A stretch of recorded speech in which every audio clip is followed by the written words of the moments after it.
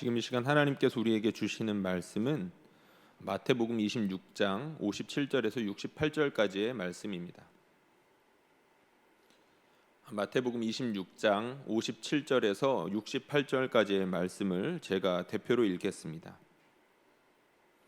예수를 잡은 자들이 그를 끌고 대제사장 가야바에게로 가니 거기 서기관과 장로들이 모여 있더라. 베드로가 멀찍이 예수를 따라 대제사장의 집들에까지 가서 그 결말을 보려고 안에 들어가 하인들과 함께 앉아 있더라. 대제사장들과 온 공회가 예수를 죽이려고 그를 칠 증거를 찾으매 거짓 증인이 많이 왔으나 얻지 못하더니 후에 두 사람이 와서 이르되 이 사람의 말이 내가 하나님의 성전을 헐고 사흘 동안에 지을 수 있다 하더라 하니 대제사장이 일어서서 예수께 묻되 아무 대답도 없느냐? 이 사람들이 너를 치는 증거가 어떠하냐 하되 예수께서 침묵하시거늘 대제사장이 이르되 내가 너로 살아계신 하나님께 맹세하게 하노니 네가 하나님의 아들 그리스도인지 우리에게 말하라. 예수께서 이르시되 내가 말하였느니라. 그러나 내가 너희에게 이르노니 이후에 인자가 권능의 우편에 앉아 있는 것과 하늘 구름을 타고 오는 것을 너희가 보리라 하시니 이에 대제사장이 자기 옷을 찢으며 이르되 그가 신성모독하는 말을 하였으니 어찌 더 증인을 요구하리요. 보라 너희가 지금 이 신성모독하는 말을 들었도다. 너희 생각은 어떠하냐? 대답하여 이르되 그는 사형에 해당하니라 하고 이에 예수의 얼굴에 침 뱉으며 주먹으로 치고 어떤 사람은 손바닥으로 때리며 이르되 그리스도야 우리에게 선지자 노릇을 하라. 너를 친 자가 누구냐 하더라. 아멘. 마태가 주목한 법정이라는 제목으로 함께 말씀을 나누겠습니다. 네 개의 복음서 저자들은 예수님의 십자가 사건과 더불어 그 십자가 사건 직전에 있는 예수님께서 이 신문 받으시는 장면, 그러니까 이 법정을 주목합니다. 빌라도가 주관하고 대제사장도 이렇게 중간에 등장해서 신문하는 장면이 나오는 바로 이 내용인데요. 네 개의 복음서가 십자가 사건만 다루는 것이 아니라 이 법정의 내용도 함께 다루는 중요한 이유가 있겠죠. 무언가 드러나기 때문입니다. 사실 법정에서는 진실이 드러나는 자리죠. 물론 이 세상의 법정에서는 가끔 유죄가 무죄가 되기도 하고 무죄가 유죄가 되는 그렇게 진실이 왜곡되는 일들이 일어나기는 하지만 복음서 저자들이 이 법정을 보았을 때에는 이 자리를 통해서 하나님께서 드러내시는 분명한 진리가 있다는 것을 보여주기 때문입니다. 이 네 명의 저자들이 이 법정을 통해서 하나님께서 뭔가 중요한 사실을 드러내고 있다라는 것을 모두가 한결같이 주목하고 있다는 것이죠. 물론 이 법정에서도 빌라도가 등장하고 대제사장이 등장을 합니다. 이 말은 비겁하고 저열하고 치사하고 그리고 악랄한 인간 됨됨이가 드러난다는 것을 뜻하기도 하겠죠. 실제로 이 법정에서는 빌라도가 얼마나 비겁한지, 대제사장이 얼마나 이렇게 예수를 죽이고자 하는지 그런 혐오감으로 똘똘 뭉쳐 있는지가 드러나죠. 이러한 것들을 통해서 인간이 얼마나 더럽고 치사하고 타락했는지를 드러냅니다. 그리고 동시에 드러나는 것이 있죠. 하나님께서는 역설적으로 이러한 사람들을 통해서 예수님께서 결백하시다는 것을 드러냅니다. 예수님께서 무죄라는 것을 나타낸다는 거죠. 예수님께서 죄가 없으신데 십자가형에 넘겨지셨다라는 것을 이 신문 과정을 통해서 드러내신다는 겁니다. 흥미롭게도 이 네 개의 복음서 저자들은 각각의 고유한 관점을 가지고 이 신문 과정을 자세하게 들여다보고 자기가 복음서에서 계속해서 진술했던 그 주장과 이렇게 합쳐서 이 신문 과정을 통해 정말 무엇이 드러나고 있는지를 각각의 주제들을 절묘하게 드러내고 있습니다. 이번 주 수요일부터는 사순절 기간이 들어가죠. 사순절 기간에는 특별히 예수님의 십자가 고난을 우리가 묵상하면서 우리 자신도 돌아보고 하나님 앞에 혹시라도 우리가 잘못한 것들이 있으면 돌이키고 특별히 다른 기간들보다 경건하게 보내기 위해서 힘쓰는 그런 기간입니다. 이 기간에 앞서서 이 말씀을 준비했는데요. 이 말씀을 통해서 여러분들의 경건에 도움이 됐으면 좋겠고 하나님의 말씀이 나의 마음을 어떻게 비추시는지를 정확하게 그리고 선명하게 이렇게 돌아볼 수 있기를 많이 소원합니다. 마태복음은 아주 정교하게 짜인 그런 한 편의 글입니다. 굉장히 세밀하고 치밀한데요. 예를 들자면 이런 겁니다. 하나님의 말씀이 쭉 나오고 여러 사건들이 등장하고, 그리고 하나님의 말씀이 쭉 나오고 여러 사건들이 등장하고, 이런 식이라는 건데요.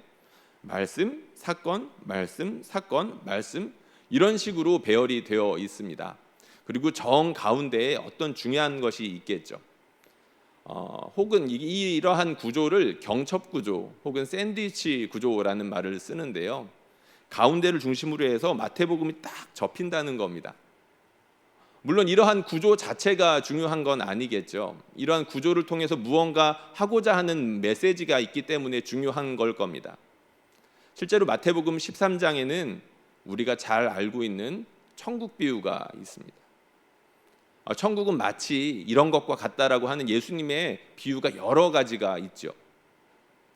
어떤 비유들이 나오냐면 4가지 땅의 씨앗의 비유가 나오고, 그리고 천국은 마치 겨자씨와 같다라는 비유도 나오고, 그리고 천국은 마치 밭에 감추인 보화 같다라는 말들도 나옵니다. 우리가 이렇게 대강 훑어만 보아도 마태복음 13장에는 천국의 보화가 등장하는데, 그 천국은 겨자씨처럼 작거나 씨앗처럼 아주 작다는 것을 우리가 생각해 볼 수 있겠죠. 그리고 때로는 밭에 감추어 있어서 너무나도 비밀스럽기 때문에 누구나 그것을 찾아보는 것은 아니구나라는 것들을 짐작해 볼 수 있습니다.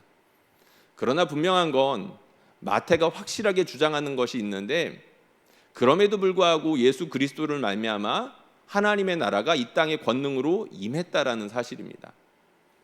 많은 사람들이 보기에 예수님은 그저 작은 사람에 불과하고 정말로 초라하고 때로는 천박해 보이기까지 하는 그런 사람인데, 정말로 그분을 통하여서 하나님의 나라가 권능으로 역사하고 있다는 것을 그 하나님 나라의 비유와 기타 여러 사건들을 통해서 마태가 보여주고 있다는 거죠.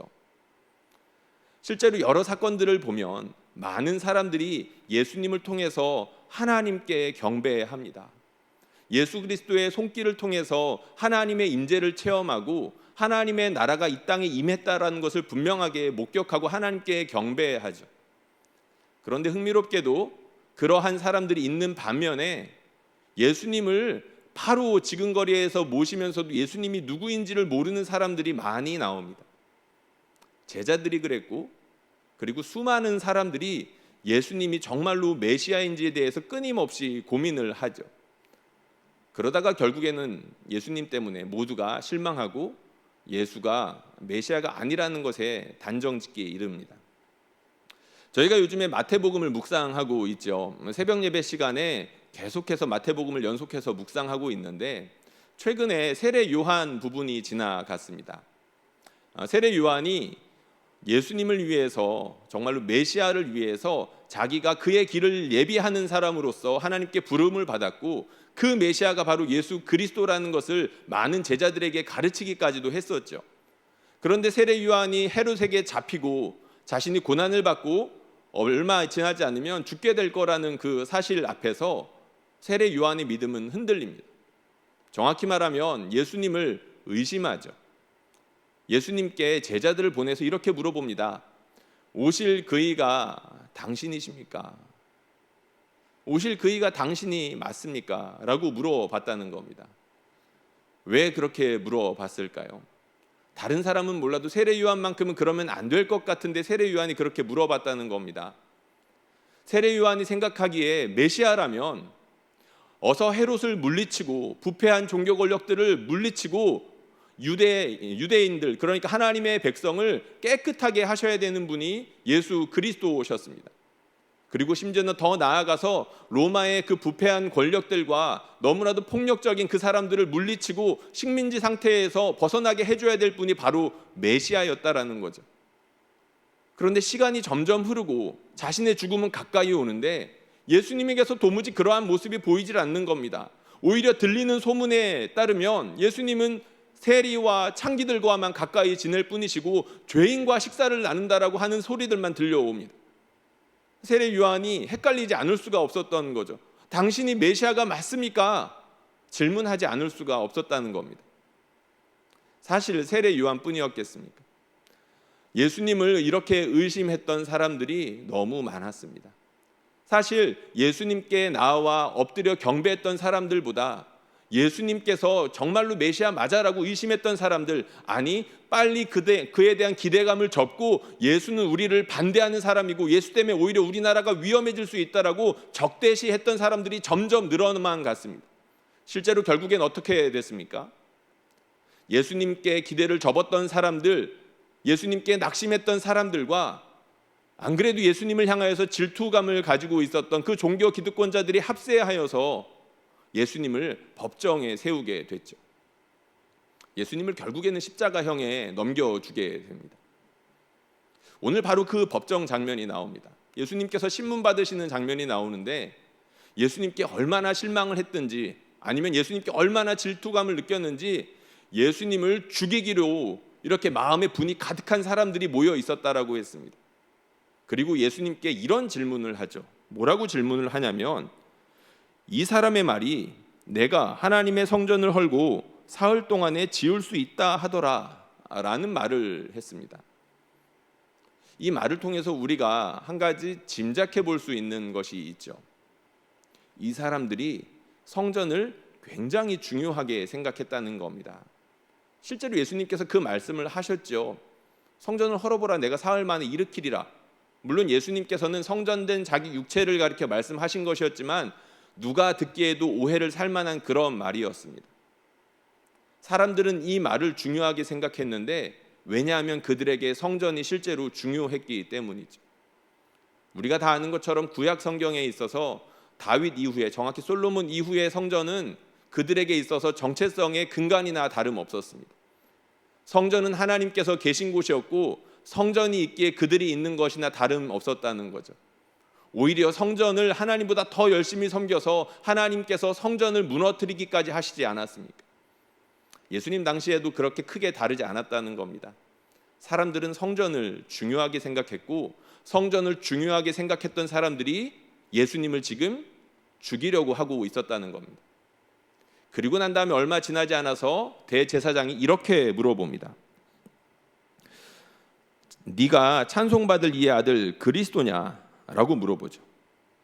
말씀 띄워주시면 좋겠는데요. 내가 찬송받을 이의 아들 그리스도냐? 라고 대제사장이 물어봅니다. 예수님께서 여기에 대해서 이렇게 대답하시죠. 내가 말하였느니라. 그러나 내가 너희에게 이르노니 이후에 인자가 권능의 우편에 앉아있는 것과 하늘 구름을 타고 오시는 것을 너희가 보리라.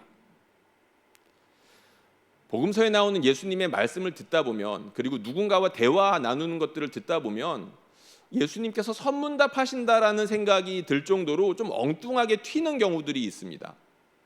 뭔가 대화를 나누는데 이 사람이 질문을 했으면 거기에 대해서 대답을 해주셔야 될 것 같은데 그렇지 않고 전혀 엉뚱한 이야기를 하시는 것 같다는 거죠. 오늘 본문도 좀 비슷합니다. 대제사장이 물어보죠. 네가 찬송받으실 이의 그리스도냐? 예수님께서 여기에 대해서 그렇다, 아니다 라고 답하시면 될 것 같습니다. 실제로 마가복음에 보면 내가 그다 라고 짧게 답을 하십니다. 그런데 오늘 본문에 보니까 조금 뉘앙스가 다르죠.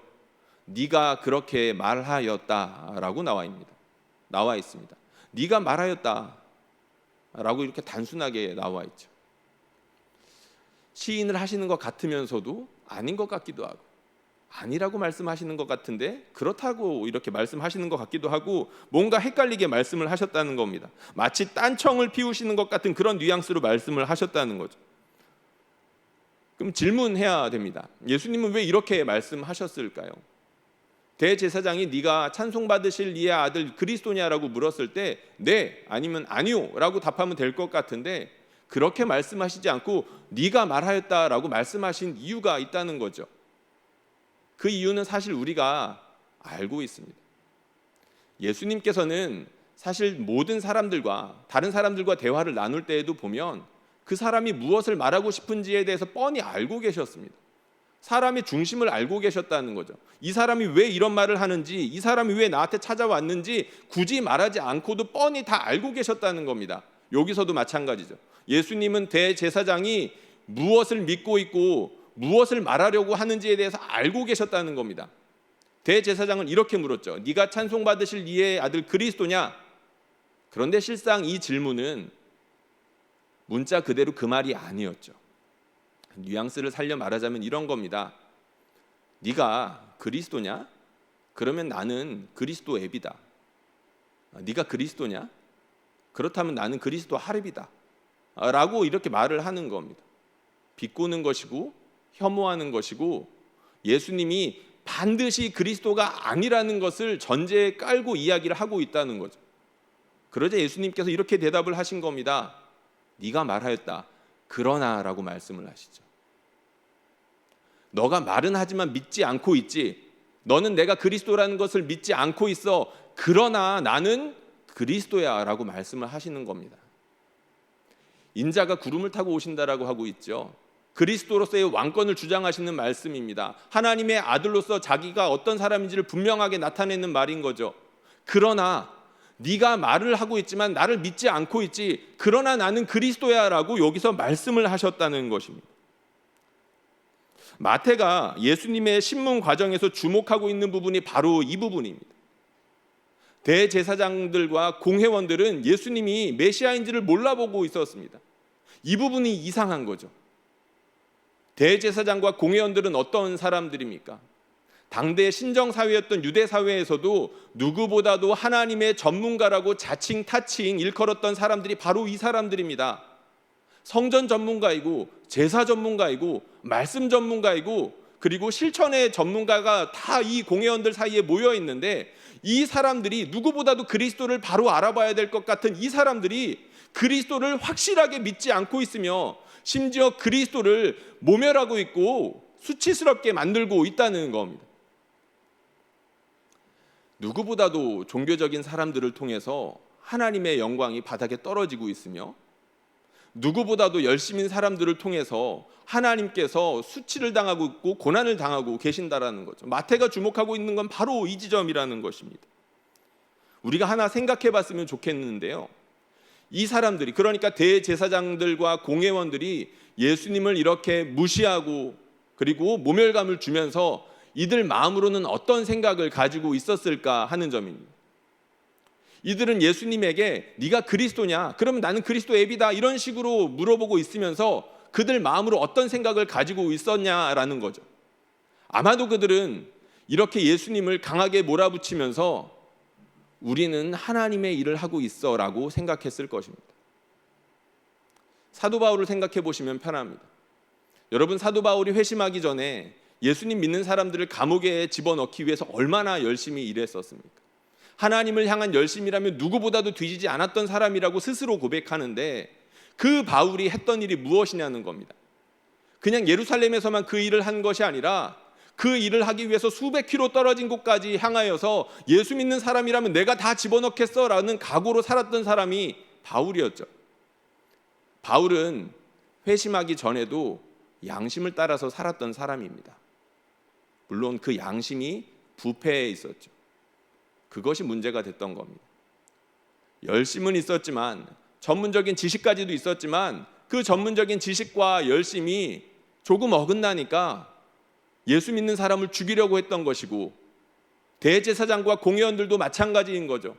누구보다도 하나님에 대해서 전문가였고 누구보다도 하나님을 향한 열심이 뛰어났던 사람들이었지만 그 열심의 핀트가 어긋나고 자기 확신에 치중하다 보니까 예수 그리스도를 바로 앞에 두고도 그리스도로 알아보지 못하는 그러한 우를 범하고 있었던 것입니다. 하나님을 대적하면서도 하나님의 뜻을 행하고 있다라고 착각하는 이 모습, 사실 우리에게도 굉장히 섬뜩한 장면입니다. 교회에는 자기 확신으로 똘똘 뭉친 사람들이 생각보다 많이 있는데요. 그렇게 내가 열심히 하고 있고 그런데 이 열심조차 내가 굉장한 확신을 가지고 하고 있는데 어느 순간 돌아보니까 이 일이 하나님의 영광을 위한 것이 아니라 오히려 하나님을 대적하는 쪽에 있었고 오히려 내 심판을 자초하는 일만 이렇게 착착착착 쌓아놓고 있었다라고, 그것이 어느 순간 갑자기 밝혀진다라고 한번 생각해 보십시오. 예수님이 지금 그거 보여주고 있는 겁니다. 마태가 그거를 지금 주목하고 있는 거죠. 너네 열심히 일하고 있는데 그 열심히 일하는 것이 하나님의 심판을 쌓고 있는 거야. 사실 마태복음 25장에 보면 예수님께서 이러한 장면들이 장차 있게 될 거라고 미리 경고해 주시는 장면이 있습니다. 말세가 되면, 정말 예수님께서 심판하러 오실 그때가 되면 하나님의 심판이 있을 건데, 그 심판 때에 정말로 억울해할 사람들이 많을 거라는 거죠. 그 말씀을 우리가 한번 같이 읽어봤으면 좋겠는데요. 마태복음 25장 41절에서 46절까지의 말씀입니다. 유명한 말씀이고 우리가 잘 알고 있는 말씀인데, 저희가 한 목소리를 읽어보겠습니다. 시작. 또 왼편에 있는 자들에게 이르시되 저주를 받은 자들아, 나를 떠나 마귀와 그 사자들을 위하여 예비된 영원한 불에 들어가라.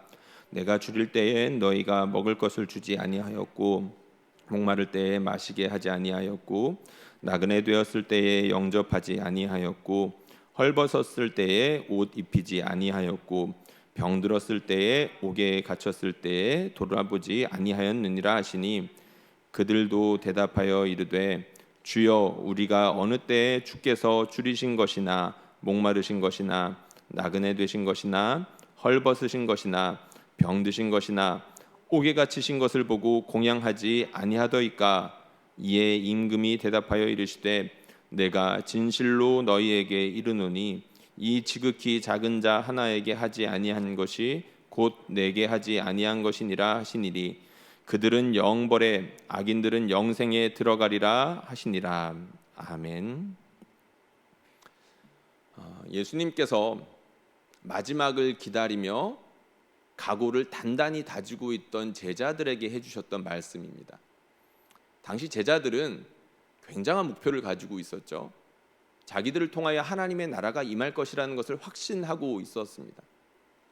그 목표가 저 하늘에 있었다는 거죠. 저 꼭대기에 있었다는 겁니다. 그런데 예수님께서 저 높은 곳을 향하여서 쳐다보고 있던 제자들에게 그들의 시선을 다른 방향으로 돌리고 계신 말씀을 하시는 겁니다. 예수님께서는 저 꼭대기, 너무나도 분명한 목표를 바라보고 있었던 제자들에게 어디를 가르쳐 주십니까? 너네가 바라보는 것 말고 너네 주변을 돌아봐라고 지금 말씀을 하고 계십니다. 예수님께서는 그들이 살아가는 평범한 세상에서 만나는 지극히 작은 한 사람을 향하여서 시선을 돌리라고 말씀을 하셨고, 너무 평범해서 무의식 중에 투명인간처럼 취급하고 무시했을 법한 그런 사람들에게 행하는 것이 메시아에게 행하는 것이고, 그런 사람들에게 하지 않는 것이 메시아에게 하지 않는 것과 다르지 않다라고 말씀을 하시는 거죠. 너무나도 분명하게 말씀하셨습니다. 예수님의 제자들은 뭔가 분명한 목표, 그러니까 그들을 통하여, 정확히 말하면 그들이 섬기는 예수님을 통하여서 하나님의 나라가 부패한 유대 정권들도 뒤집고 로마 세력도 뒤집어서 뭔가 큰일을 이루실 것이 분명한데, 우리가 곧 있으면 그걸 볼 건데, 거기에 잔뜩 기대가 부풀어 있던 그들을 향해서 너네 거기 말고 너네가 살아가는 주변을 보라고 예수님께서 말씀하시는 거죠. 하나님의 나라가 어디에 있느냐? 너네가 평소에 지나치고 있는 그 사람들, 너네가 평소에 무시했던 그 사람들 가운데 하나님의 나라가 임하는 건데, 너네가 전혀 그런 것을 보지 않고 있다라고 경고하시는 겁니다. 너희가 평소에 그런 사람들에게 이렇게 무시하면서 지냈지, 그게 나한테 하는 거야 라고 말씀을 하셨다는 것이죠. 최근 2, 3주 동안 셀 신방을 제가 하고 있습니다. 셀 신방 하면서 욥기 말씀을 전하고 있는데요. 욥기는 고난에 관한 책이죠. 그런데 이 고난이 법정이라는 이미지를 가지고 이 말씀이 전개가 되고 있습니다.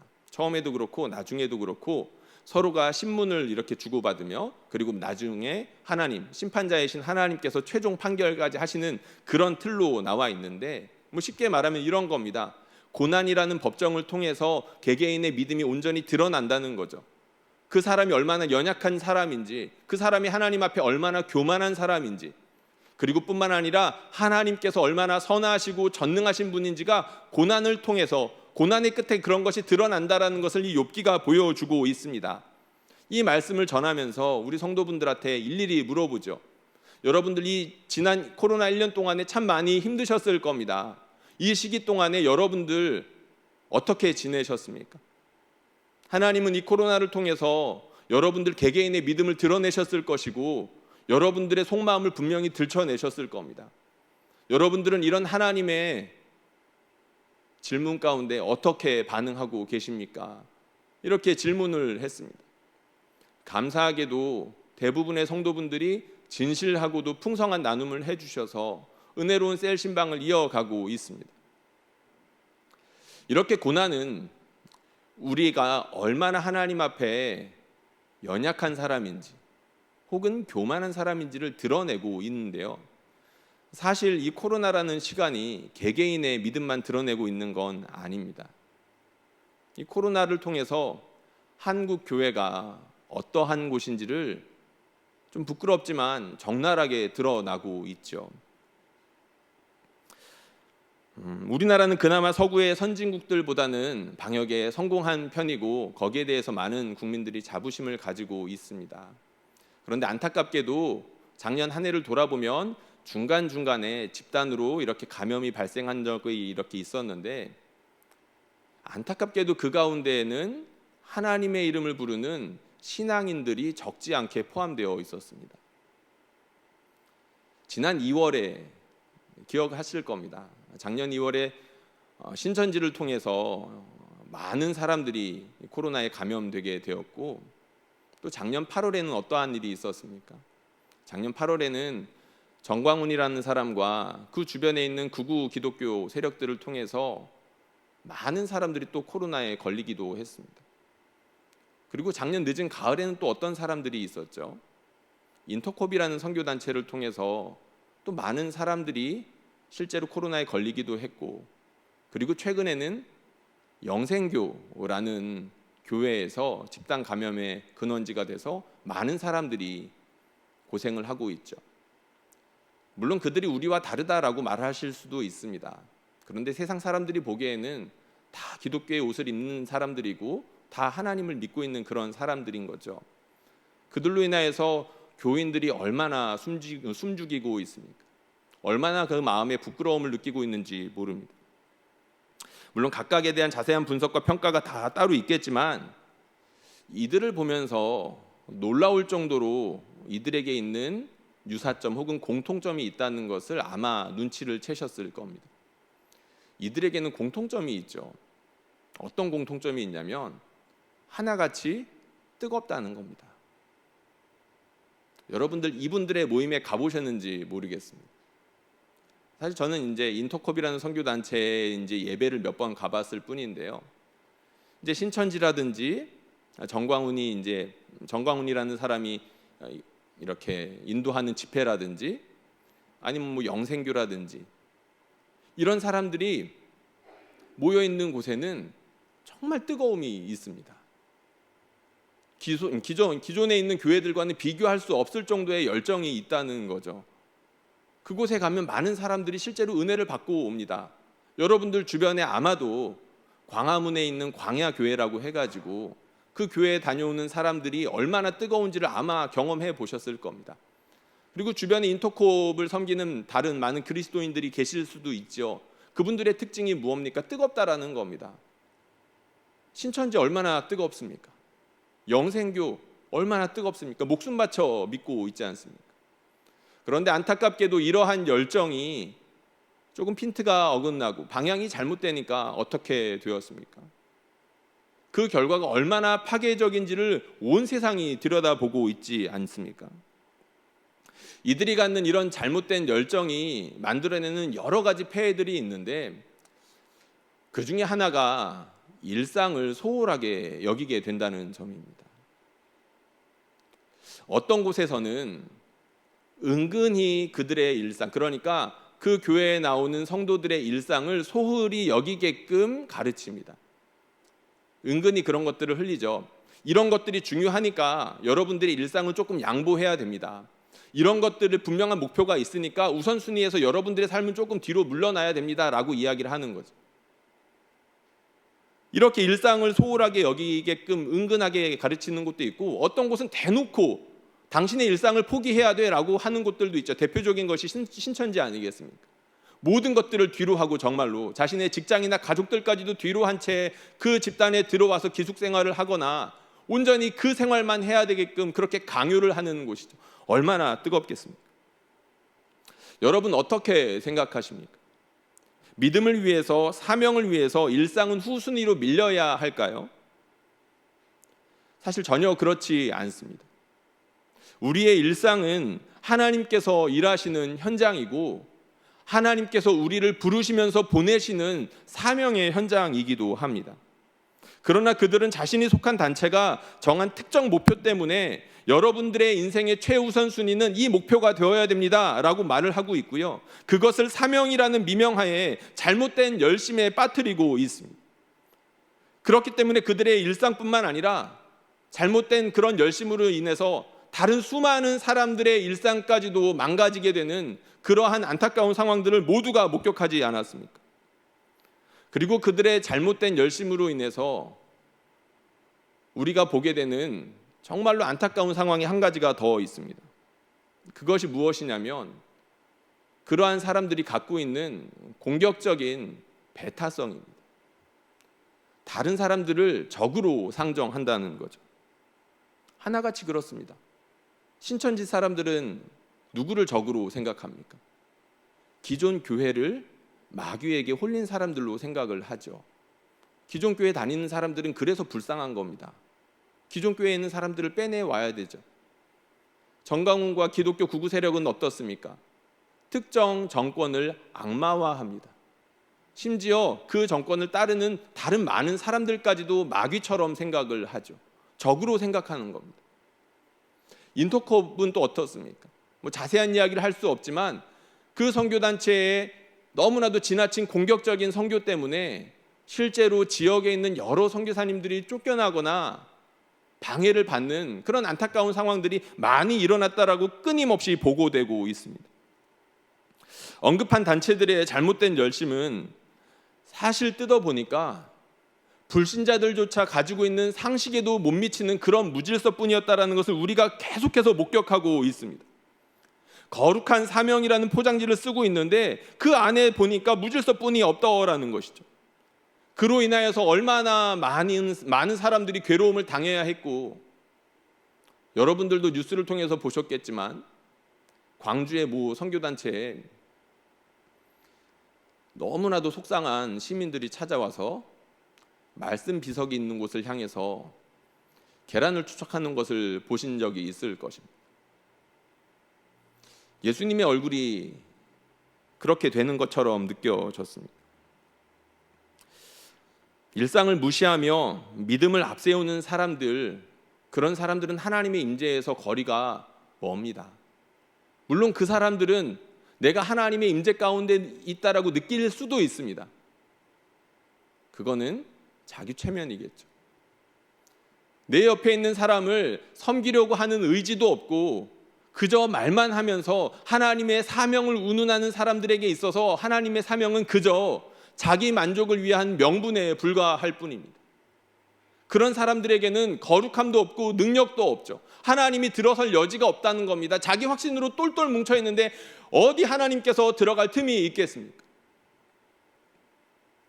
그렇게 자신의 확신에 둘러싸여 있어서 오로지 자기가 확신하는 일들만 앞세우고 일상을 소홀히 하고 그리고 다른 사람들을 섬기지 않는 사람들을 통해서 일어나는 모든 일들은 결국에는 하나님의 영광을 깎아먹는 일이고 결국에는 자신의 심판을 자초하는 그런 벌들만 쌓아놓는 것이라는 것을 우리는 알아야 됩니다. 마지막 때에 어떻게 해야 되겠습니까? 예수님께서 그분들에게 물어볼 겁니다. 네가 말하였다. 그러나 너는 나를 믿지 않았다라고 말씀하시겠죠. 대제사장에게 말씀하셨던 것처럼 네가 말은 잘한다. 그러나 너는 믿지 않고 있다. 나는 정말 그리스도다라고 말씀을 하실 거라는 거죠. 일상을 무시하는 사람들, 내 옆에 있는 작은 한 사람을 섬기지 못하는 사람들이 듣게 될 말이 바로 이 말이라는 겁니다. 조심스럽지만 우리가 진지하게 성찰해 봐야 되는 부분이 바로 이 점이라는 거죠. 이러한 특징들이 여러분들에게는 없냐는 겁니다. 우리가 교회는 정말로 열심히 섬기는데 혹시 우리 가족들에게, 혹시 내가 함께 일하고 있는 직장 동료들에게 너무나도 함부로 하고 있지 않는지, 그냥 투명인간 취급하면서 살아가고 있는지는 있는 건 아닌지 돌아봐야 된다는 거죠. 만약에 그렇다라고 한다면 예수님께서 찾아가서 똑같은 말씀하실 겁니다. 내가 그리스도라는 거 말은 하고 있는데 너는 나를 믿지 않고 있는 거야. 우리가 사순절 기간 곧 있으면 맞이하게 됩니다. 이 기간 동안에 우리 예수님 말씀 많이 묵상했으면 좋겠습니다. 이 말씀 가까이 하면서 성령으로 말미암아 내 안에 있는, 그리고 나의 일상이 어떻게 이루어지고 있는지를 하나님께서 정직하게 이렇게 비춰주실 수 있으면 좋겠습니다. 그리하여서 나의 삶이 혹시라도 무질서하고 내 주변에 있는 사람들에게 함부로 하고 있었다라고 한다면 그것을 깨닫고 하루속히라도 빨리 돌이킬 수 있었으면 좋겠습니다. 바라기는 이 기간에 저희가 하나님 앞에 온전하고도 바른 일상을 살아가고 내 옆에 있는 사람들이 얼마나 소중한지를 확인하며 예수님 섬기듯이 그렇게 섬길 수 있게 되기를 주님의 이름으로 축원합니다.